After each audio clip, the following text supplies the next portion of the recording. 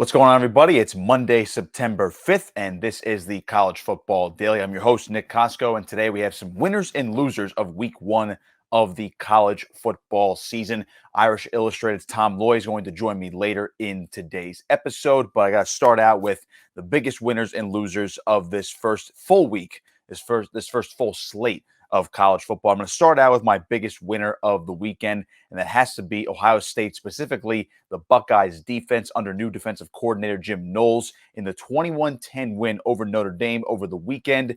Ohio State held Notre Dame to just 10 points, including 0. That's a big fat goose egg in the second half at home against the Fighting Irish. Now, to me, this is a huge sign moving forward for the Buckeyes in their quest to return to the college football playoff and get to a national championship and then finally win the national title under Ryan Day. Now, of course, the biggest questions for Ohio State coming into the 2022 campaign was the defense and how it would fare with some new look guys, graduating a few players, and obviously bringing in a new defensive coordinator. But Knowles obviously brought in that toughness from Oklahoma State, which had a solid defense last year, and now going into the rest of this season, I think the Ohio State defense is not one to be trifled with within the Big Ten, obviously going on display on a national stage at home against the fifth-ranked team in the country. It was a fantastic display of defense. The Notre Dame offense was just stuffed pretty much all night long, and even after Ohio State trailed earlier in that game, they woke up. They absolutely woke up in the third and fourth quarters, and of course Notre Dame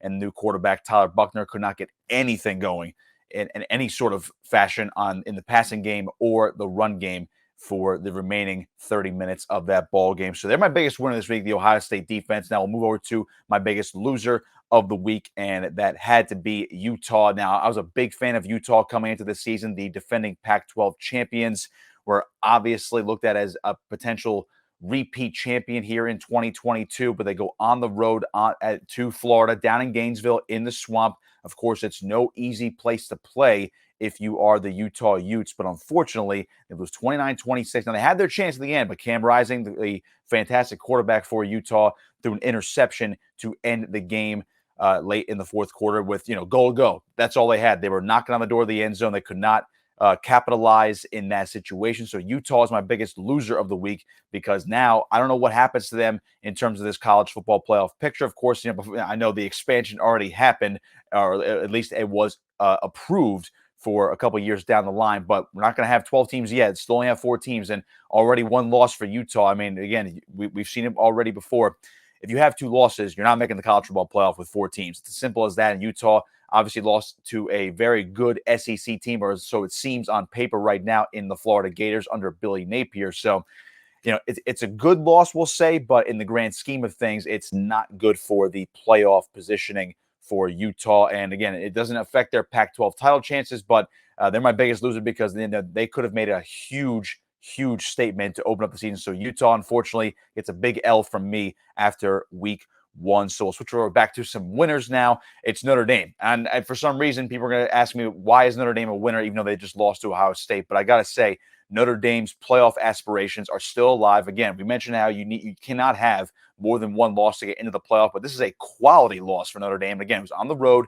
I know the offense didn't show up in the second half, but still, you only lose 21-10. You hold Ohio State's high-powered offense to just 21 points on the road in the Horseshoe. Very impressive to me. So my hat's off to Marcus Freeman and company. Again, don't forget, this team still has Clemson and USC, among others, on this loaded schedule here in 2022. So they can certainly make up ground, especially if Clemson is a highly ranked team towards the end of the year as well. And it seems like USC will be in the mix as well in terms of whether they're going to be in the playoff race or they're going to be within the top 15, top 10. It seems like that after 1 week for USC as well. So I put my money on Notre Dame being in the thick of things. If this team is going to be this good as what they were on Saturday against Ohio State, they could certainly win a lot of games. I'm thinking 9-10 wins at minimum for Notre Dame right now. So they're still a winner in my book after a stout performance on defense. And obviously the offense does need a little bit of work. But again, we're going to bring in Irish Illustrated's Tom Loy later in the show to discuss more on Notre Dame and what they need to do moving forward. So back to my losers of the week,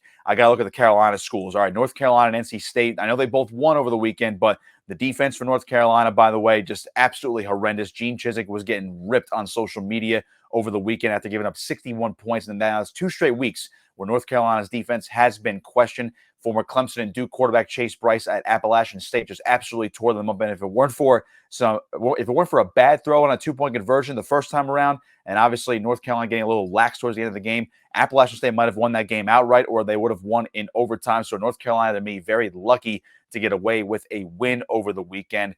And again, they have to do something with that defense. I know North Carolina has a great offense. Quarterback Drake May looks like the real deal. Mac Brown sung his praises along with Chase Bryce on the opposite end of the spectrum over there. So we'll see what happens with them moving forward, but they're a loser for me this week, as well as NC State. Now, again, you win 21-20 over East Carolina. I know on paper it might be a solid win, because again, it's a fellow Carolina school. What are you going to do? But unfortunately, they were a missed extra point and a field goal away from losing that ball game. And Devin Leary did not look like the Heisman hopeful that he is trying to be here in 2022. So not the best performance out of NC State. And again, if it weren't for 2 missed kicks, or at least one of those missed kicks, NC State might have opened up the season with a bad loss. So they're a slight loser this week, not as much as North Carolina due to their defensive performance, but both Carolina schools are losers for me here in week 1. And then the final winners and losers for me this week, I have to go big winner, Florida Gators. Billy Napier opening up his era with an absolute bang, 29-26 over Utah. We talked about the game just a moment ago, how it was a big loss for Utah, but that's a great way to start out things in the new Billy Napier era for the Florida Gators. Anthony Richardson looks like the real deal. And again, now he's the full-time starter. He had 3 touchdowns on the ground. I'm sure the passing game is going to keep evolving as the season moves on for Richardson and company. The Florida Gators, one of my biggest winners in college football over the weekend. And then one of my other biggest losers from the weekend. And there's not much to say about this one, but a 49-3 loss for Oregon is unacceptable for head coach Dan Lanning. And again, I know you're going against the defending national champions at a neutral site, but again, 49-3, I mean, that is just absolutely horrendous. I don't know what happened there. Bo Nix looked lost against a very talented Georgia defense, despite that team graduating and having a lot of players going to the NFL as well. So Oregon did not show up. And I know Kirby Smart previously said that he wasn't worried about Dan Lanning, and there wasn't a shot at Dan Lanning a couple weeks ago, but going up against his former defensive coordinator, I'm sure he knew what to expect. And Georgia, you just see the talent gap right now between Georgia and a team like Oregon that was highly ranked to start the year. So you got to wonder how they're going to bounce back from this. But being an absolute no-show on a big stage on Saturday, that's a big loss in my mind. All right, so we're going to step aside and take a quick break. On the other side, we're going to welcome in Irish Illustrated's Tom Lloyd to the program to talk a little bit about Notre Dame and their performance against Ohio State. So don't go anywhere. This is the College Football Daily on 24/7 Sports. Pleased to welcome in now Tom Lloyd of Irish Illustrated, our Notre Dame site on 24/7 Sports, to wrap up this week 1 reaction year, biggest winners and losers. So, Tom, I actually put Notre Dame, if you missed it, I actually put them as one of my winners this week, despite the loss to Ohio State. And again, you had the number 2 team in the country, number 5 team in the country, good defensive performance out of the Fighting Irish, holding Ohio State to just 21 points. But obviously, if we're going to make a loser out of this game, it has to be the Notre Dame offense. But first, I just want your first reaction to this game, where Notre Dame, they had the lead, they had Ohio State on the ropes there, but ultimately the Buckeyes won this game at home at the Horseshoe. Yeah, man, it was a battle. And to be completely honest, despite the points not being in the 30s and potentially 40s like I thought, I really saw a close game. I thought, I even wrote and said on radio hits and podcasts and everything, I thought it was going to be a game where Notre Dame had the chance to take the lead at some point in the fourth quarter.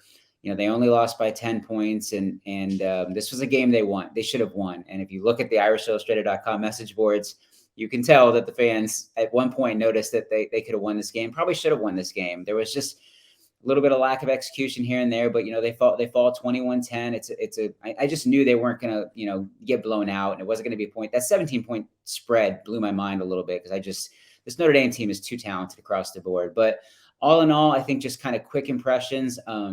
Defensively, Al Golden was brought in to lead this team, this defense, to be in a position to beat teams like Ohio State, Clemson, USC. And I think this Notre Dame defense is real. I think they're very real. He had these guys ready. And other than the one, I think it was the end of the third quarter, the touchdown pass to Xavier Johnson where he beats Jaden Mickey on the post pattern.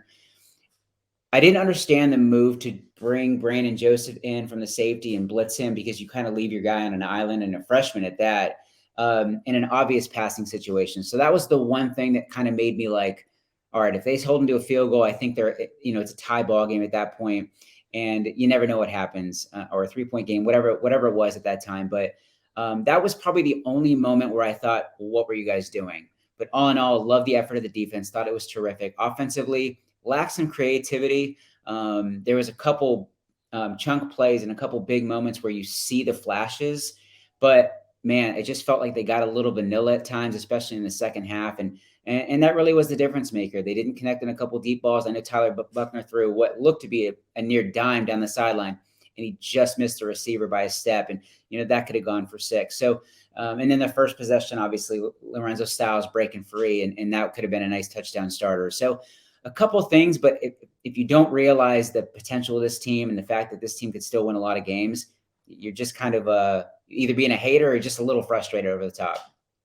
So you mentioned the execution. I mentioned in my monologue too that this team actually still could go really far. And then, I'm expecting maybe at the bare minimum, probably 9 or 10 wins on this schedule after that first week. So, or even 11-1. I mean, this is a team that could very well win out based on that type of defensive performance. And obviously, Marcus Freeman has had a huge impact already. Just his first game, basically officially as head coach. But you mentioned the execution. I want to circle back to that on the offensive side. Now, Tyler Buckner won the quarterback job in the offseason. So based on what you saw in this game, was it just a little bit of a lack of execution and the fact that they just need to clean up some things going forward, or is there a larger problem with this offense?